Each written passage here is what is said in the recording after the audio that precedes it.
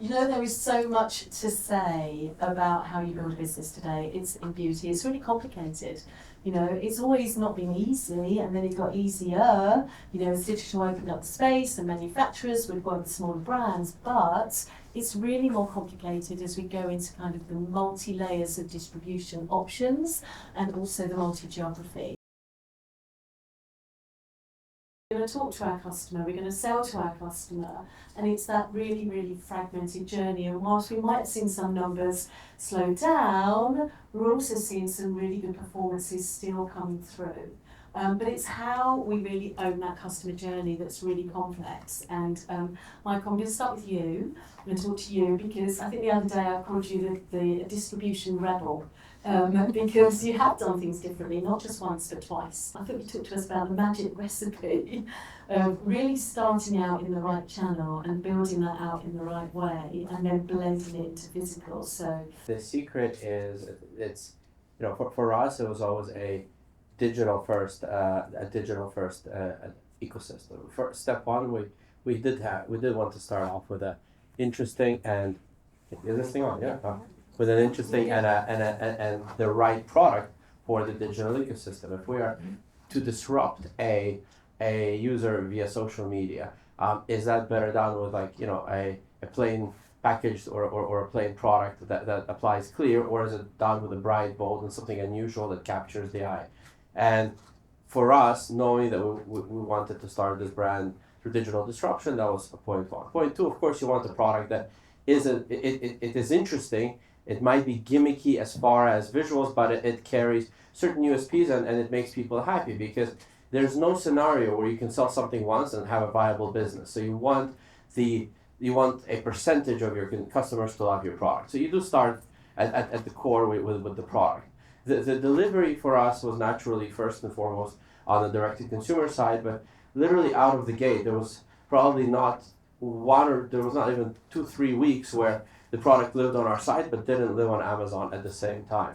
And that is because we're all, victims. I would say probably there's a 95% Prime membership in this room. And we use it for product research because we don't trust the reviews we read on direct manufacturer sites, and for ease of purchase. And we have accepted that we need to be present on Amazon at the same price point and try to get as many customers into our own ecosystem, but not force them into our own ecosystem, which produced the net highest new customers versus trying to keep it at a single channel. I think that was our biggest point, is just not to be greedy and to allow people to choose. You then can incentivize people to buy from you using maybe a free gift or a not discounting the price versus Amazon, but by allowing them to create bigger bundles with promotions. And then, and you need those customers on your website because in digital advertising, it's all about performance. To know what works and to know what doesn't work as well, you have to know which creative, which visual, which video, which advert drove an actual sale, and you can only do that by driving customers direct to you.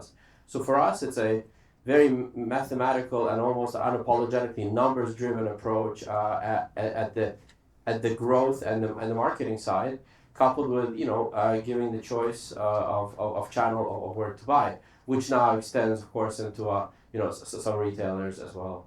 And Renee, Amazon is a question for many. And I really would love your thoughts on where Amazon is today, but how it works together. What's that journey and how does Amazon play a role beyond Amazon?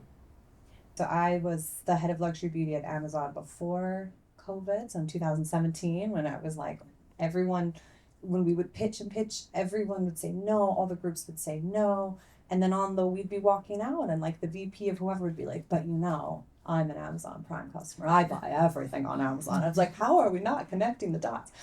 So I think that it's changed. I think the customer's been there for a long time and the beauty brands have caught up. So it's a lot less today, even in the past kind of year. So I would say a lot less convincing needs to be done for brands in terms of, yes, do it or don't do it. It really becomes a question of when and then how to lean into it. one thing that's changed is there's a lot better data out there, and I think that demand generation is still done mostly off of Amazon. Well, I do think in that kind of old school funnel, Amazon is more consideration and purchase than it is first time interaction with a brand. You're generating a lot of demand off of Amazon, and then you're harvesting that demand on Amazon. Additionally, you are finding and borrowing Amazon's customers for customers who are in market for certain problems, solutions, trends. So it's brands who I think have a real self-understanding of how are they generating demand, how does Amazon fit into the demand generation side, but then having no qualms about the fact that your customer wants to purchase on Amazon, and lots of customers are more loyal to Amazon than they are to you as a brand. So if you are not there, you're kind of actively giving your competitor a gift. I'm always passionate about really talking to our customer in front of us, because you have a fluid conversation, but actually you've got to merge that in with the hard data and really understand it and how to make it work. So Gilbert, I wanted to talk to you, because it is how you start. How do you help brands with that mix of e-commerce expertise and that data tool in today's world when you've got to fund everything to really make sure the spend hits home? You have to be intentional about what you're doing. This is something that we talk to all of the brands that come our way, is, that if you're going to do something, you have to A, be intentional, and B, you have to put on all the basics first, right? I mean, like data tracking, right? Conversion tracking, like your data is just as good as the data that actually gets through. Being intentional about what you do. It's not about being viral for the fact of being viral. Not all top of funnel brand virality content end up converting into sales. So you have to be really in control of that. And something that we tell a lot of brands is like, be intentional, invest in the foundations, in the basics, do them brilliantly, and then scale, go up on that bit. But I think that nothing is going to beat, even a great product that the right type of people doesn't get in front of, that doesn't get that chance. And it is really like building that virtuous cycle in it. Yeah, it is, because they bounce on and off every channel, don't they? You have to have that security of core business that you're coming from, whether it's product heroes, whether it's your digital base, or whether it's your operational base. And Tom, you've seen this journey, and you and I have been through a few of them where they've been very interesting. What advice do you have? Because great vision, you talk about sexy stuff, falls down if that's all there is. It can't just be sizzle, it's got to be steak. So it is the unsexy stuff that ultimately pays back like tenfold down the line. And if you design your brand to scale from day one, particularly in this very challenging cost-driven market, you can save yourself such a lot of money down the line. I always like to bring it to life and tell a few stories of things, and I can think of so many brands that have just forgotten like the basics of putting a barcode on a product, and it's like, that's fine for day one, but what happens when you want to like scale that and like we want to automate some of those processes, or we want to start shipping into retail? Like, that's not going to wash, and it's going to cost you so much to relabel all of that stock. If you get that unsexy, boring stuff right from day one, you are just laying such strong foundations that will set you up for future success. And thinking about scaling within market and across channels, but I kind of want to come to you, James, as well, because that internationalisation piece and global e-commerce is becoming such a massive part. How do you scale globally? You can often start, yes, with social awareness, but next it's e-commerce. Yet thinking about how do I do e-commerce in other markets is another headache and another pile of information that really people need some expert advice on. What's your advice? When it comes to international, they don't do a comparison between their domestic market and their international market. And it's really interesting, and I suggest everybody do this when they go home. Look at your website and look at how your domestic business is performing, and then compare it against your international business. But then what you could do is, if you take those KPIs of your domestic business and then apply the same ones to your international business, you can begin to see a real opportunity of how you could grow your business in these different markets. Local language, local currency, local payment methods, understanding your consumer in the target market is absolutely key. I talk to UK brands all the time, and it's remarkable. They don't even know that in the United States, people get paid every 2 weeks. Whereas here we get paid every 30 days. And so creating offer architecture around that, understanding your consumers, understanding that in the Middle East, a lot of consumers prefer to inspect goods before they accept delivery. And so cash on delivery is incredibly important.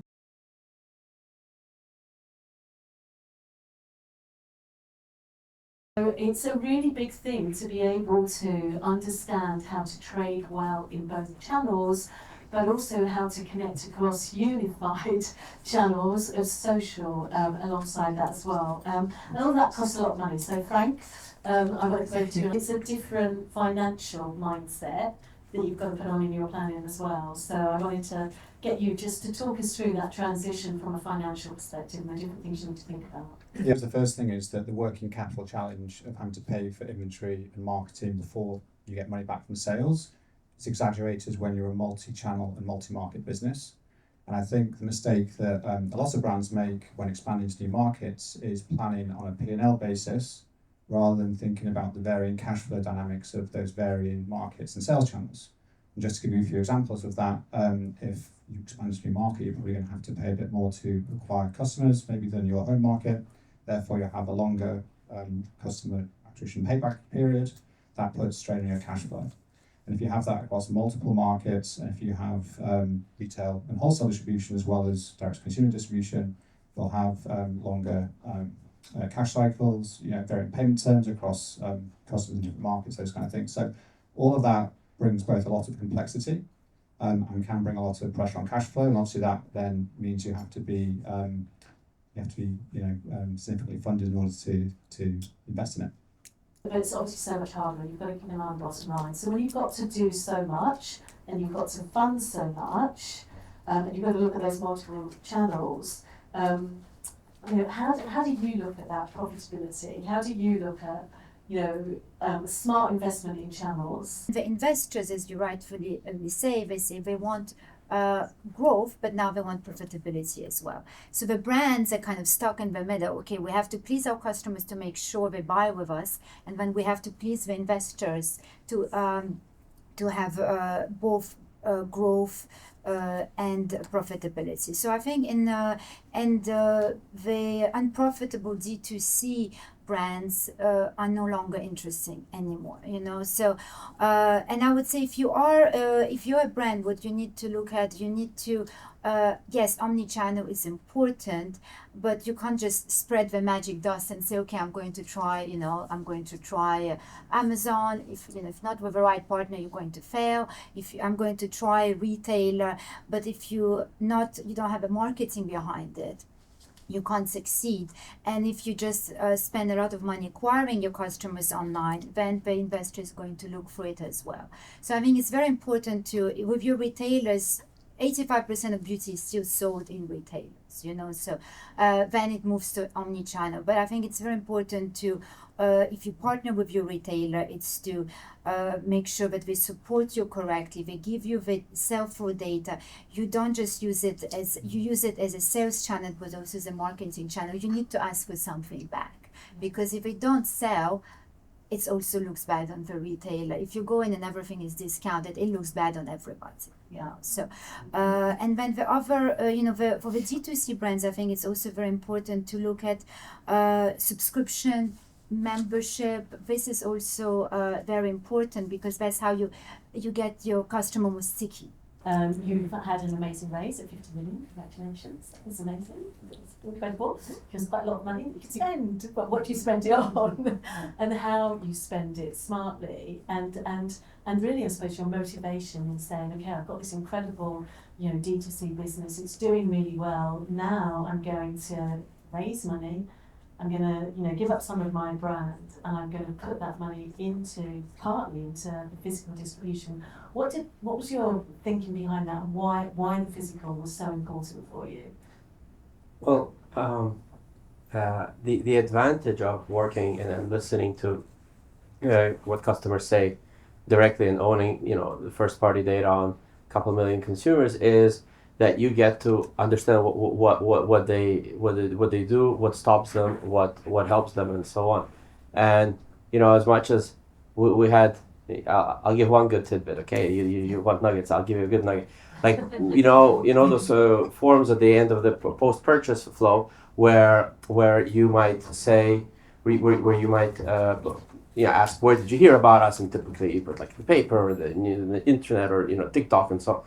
We added one more text field, and this text field was an open-ended question that if anything almost stopped you from buying today, what was it? And this has been like a pretty cool unlock, because a lot of people, once they've made a purchase, they're happy to tell you what they didn't like or what they didn't care for and so on. So quite early on, we knew that one of the biggest detractors from buying online, especially a product with a color selection or any sort of optionality, is, well, how they're going to look on me. We know for a fact that many people just go to Amazon, click the Prime button, and they forget it because they like it, they know exactly what they want. But the first time purchase is so important. So figuring out how to deliver that experience, how to deliver the try-on experience, and then how to deliver the right merchandising and visuals has been the rest of our battle, because we understand that was the missing part.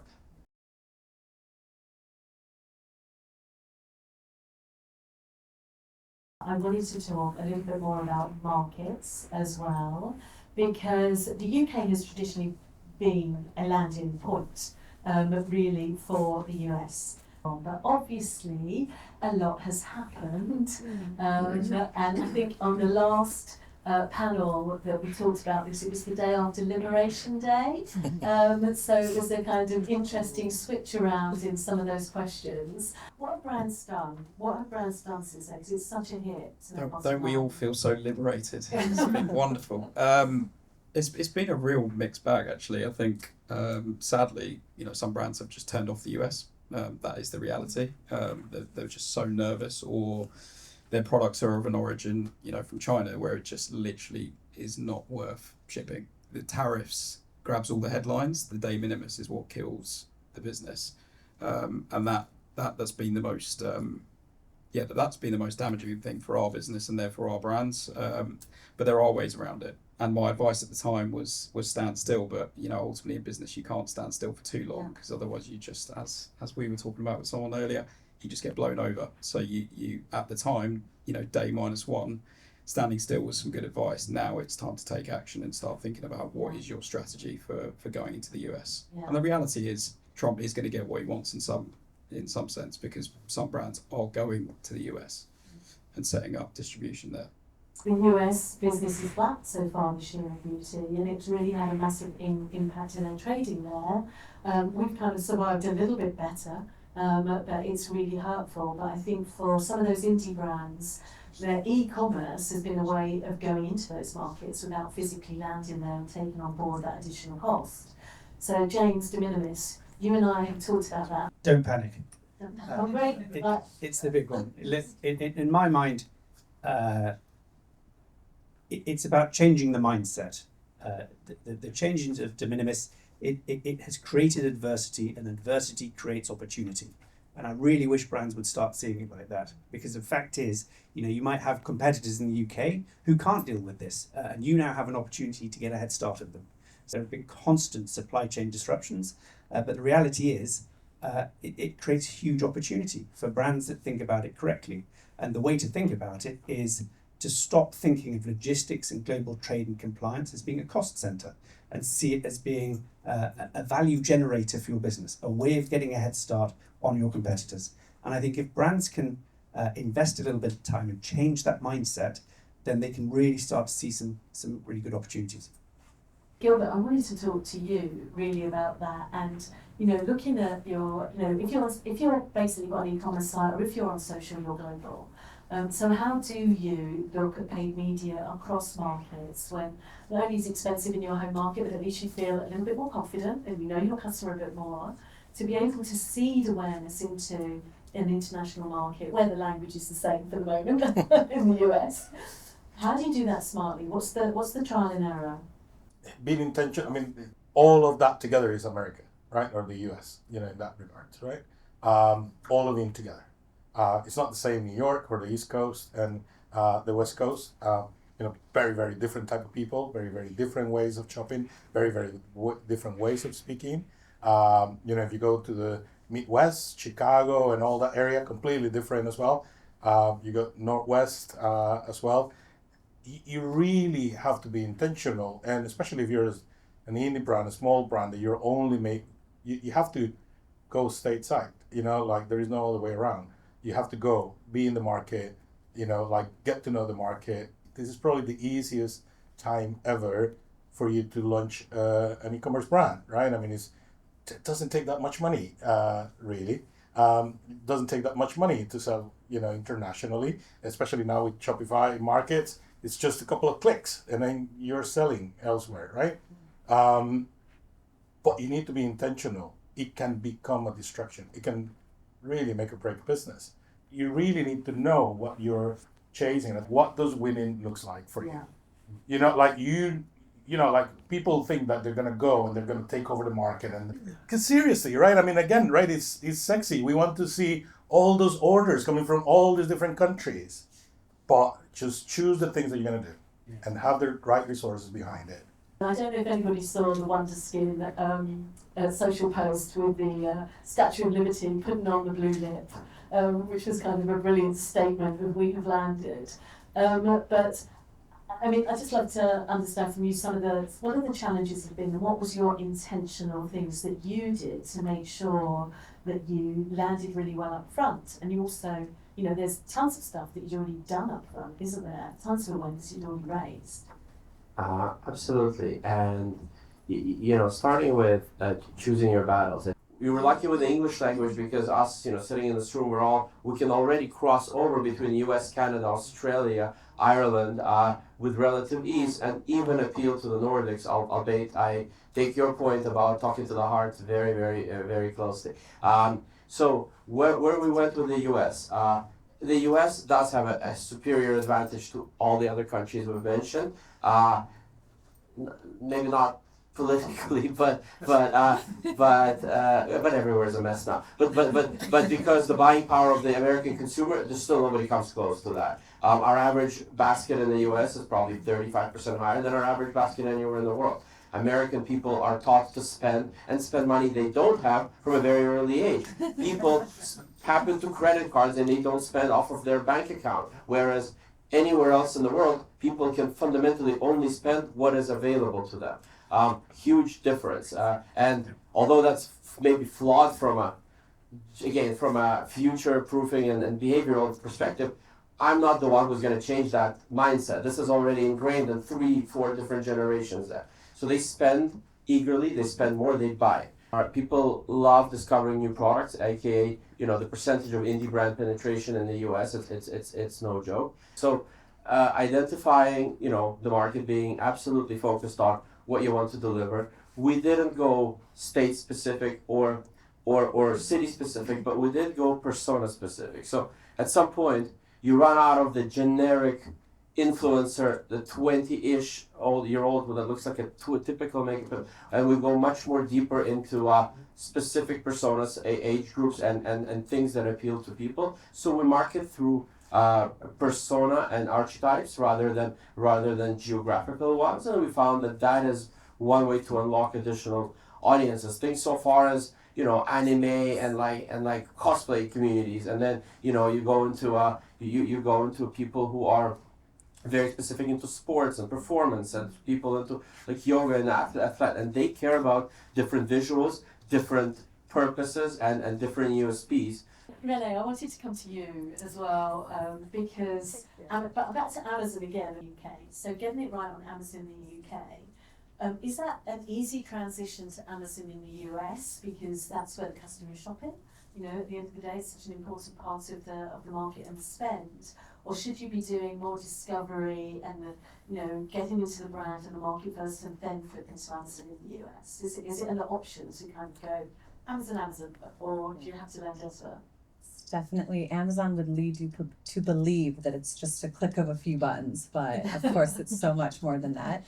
I think operationally, assuming that your kind of supply chain from the UK to the US is in place and your products are compliant and you've done all of that work, operationally it is a click of a few buttons to drop down and open your Seller Central account in the US. So it's not going to be kind of an administrative burden. But from this bigger picture question, it is obviously so much harder. I always say it's very possible, and I've launched many UK brands into the US and varying degrees of success. I think where brands get it wrong is just totally underestimating the size of the investment, the nuance, etc. I would say it's like kind of difficult to succeed in the US with Amazon only as an external brand, but it's equally difficult to succeed in the US without Amazon. But Amazon is really kind of one piece of such a bigger puzzle. Obviously, the US is Amazon's a very attractive channel. But if you think that you can spend $2,000 a month and launch a unknown skincare brand into the US market on Amazon, you will be sadly mistaken. Yeah. And Victoria, from an investment perspective, how deeply do you need to go into the US to increase your valuation, to increase your likelihood of future investment? How important is the US to your investor perspective? It's the holy grail, but it's also it's the most competitive and the hardest market to be successful in. Unless you made a 50 million fundraise, then the world is your oyster. But if you're an indie brand, the customer acquisition cost in the US is much higher. The retailers, whatever it's Nordstrom, Ulta, or Sephora, they're cutthroat, and they don't like to be dictated. So you have to really have, gravitas and presence to be able to succeed there. And we also, the one thing, if you enter the US too early and you're not prepared and you fail, your brand, the ripple effect will happen across the world. So I think, yes, it's important, but there's other ways where you can find growth, not necessarily in the US. You've got lots of people banging on the door. Is fewer, bigger, better the right way to go, or should you diversify and not be dependent upon a retailer? I could probably put on like two hats and make great counter arguments for both sides of this. I don't know if there's a right answer. I believe the closer you are to beauty and the closer you are to having a product that needs a little bit of hands-on demonstration and interaction with a sales agent or a specialist, you're probably better off in the specialty beauty environment or the department store environment.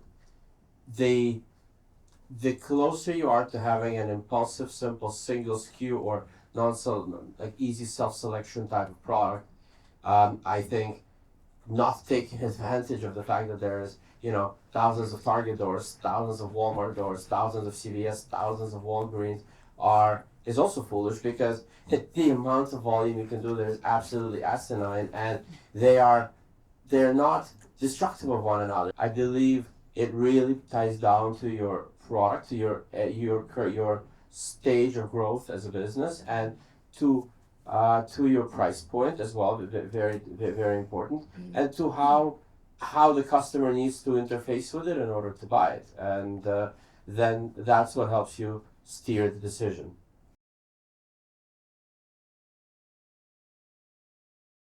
I always say kind of great vision falls flat on rubbish execution. Because we often don't really understand the foundations. And Tom, I kind of wanted to talk to you because again, operational excellence. You and I talk about this a lot, and it's why we kind of pair up together the strategic vision and the operational excellence. As you think about the EU, and as Didier said, lots of complexity. We think about the Middle East as well, and lots of potential complexity there, or ease depending on who you partner with and how you do it. What should you think about from a shipping, fulfillment, logistical partner to be able to expand into the market of choice if you're a UK brand? Yeah, I think intentional is definitely the word of the day. So I'm gonna, my team that are in the room my team that are here are gonna get that rammed down their throat. Yeah, I love that. But I think know your consumer, because the British consumer is different to the Europe. We're putting Europe under one banner, right? But the expectations of consumers in France are different to the consumers in Germany. Even just how people expect things to be delivered. Hudo or pick up, drop off points are huge in Europe. The percentage of deliveries that actually happen to locker points is massive compared to the UK, and the UK is actually we're all kind of gravitating towards that now as a bit of sustainability and convenience push, but that's kind of the norm. In Poland, where we've got a site that like 80% of deliveries to consumers are done to pick up and drop off points. So just really understanding the market that you're trying to sell into and making sure that you've actually got those services available on your website, because if you're just lifting and shifting what you did in the UK and saying, hey, I'm going to make next day delivery available in Poland, but you haven't done that integration into the pick up drop off points, guess what? That's, you're going to be sitting there scratching your head saying, well, why is my conversion rate not what it is in the UK? But you just haven't fully understood the consumer, and you might be doing everything right from a marketing perspective, but if you haven't carried that through to logistical expertise, then you're going to fall down.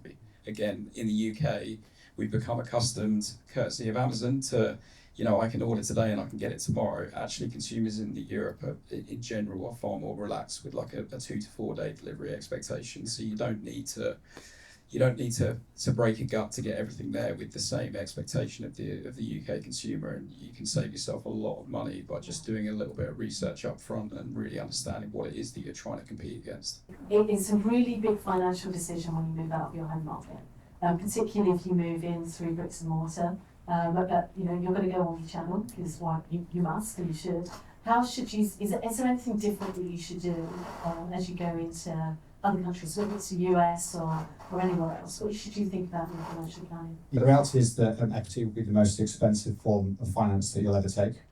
And for a lot of businesses that do raise equity finance, it can mean giving away to their business, obviously changes the controls and other things. So you can actually go very, very far without having to raise much equity at all. And so how we help brands is obviously funding one of the biggest costs in their business in terms of inventory. And as they expand into new markets, also that means buying more inventory as a starting point and producing more inventory. And sometimes it doesn't make sense to put equity into just some of those like standard working capital cycles, inventory purchasing cycles. So that's the thing that we can support very effectively and do so in a really cost-efficient way.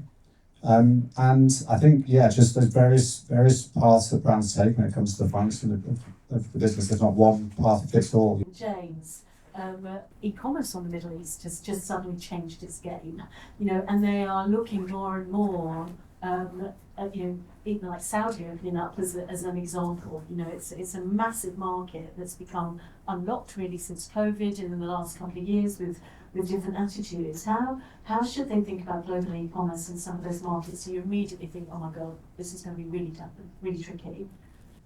Brands have a choice. And when we talk about going into a market, that is the choice. Do you want to go there and open up bricks and mortar? Do you want to work with agents in the country to distribute? Do you want to ship direct to consumer? Or do you want to set up a legal entity and ship to your own legal entity in country at a fair market value, so you're not paying the full duty and tax amount, which is going to really improve things.